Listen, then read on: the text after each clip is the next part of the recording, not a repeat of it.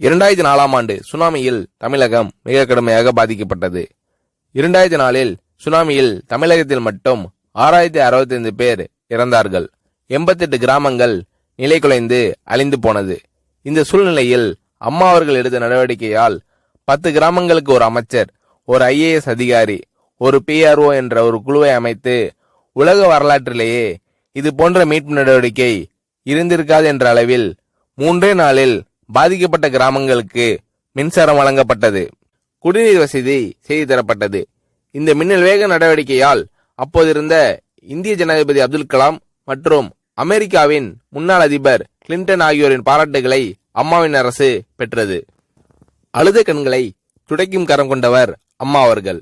ஆண்டவன் யாரோ ஒரு நபர் மூலமாக வருவார். தமிழ்நாட்டிற்கு கிடைத்த தெய்வம் அம்மா அவர்கள். சுனாமியில் பாதிக்கப்பட்டவர்களில் 40 பேருக்கு 2 குழந்தைகளும் சுனாமியில் இறந்து விடுகிறது. அந்த 40 பேரும் ஏற்கனவே கருத்தடை ஆபரேஷன் செய்திருக்கிறார்கள். பெற்றோர்கள் மட்டும் உயிர் பிழைத்திருக்கிறார்கள்.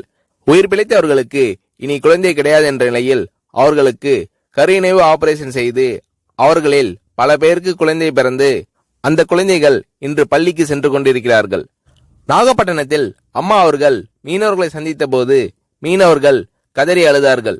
அவர்களிடம் அம்மா அவர்கள், நான் இருக்கிறேன், நீங்கள் கவலைப்படாதீர்கள், இழந்து போன உயிரை தவிர மீதி அனைத்தையும் நான் உங்களுக்கு தருவேன் என்று அவர்களுக்கு தேவையான அனைத்து உதவிகளையும் செய்து தந்தார் அம்மா அவர்கள்.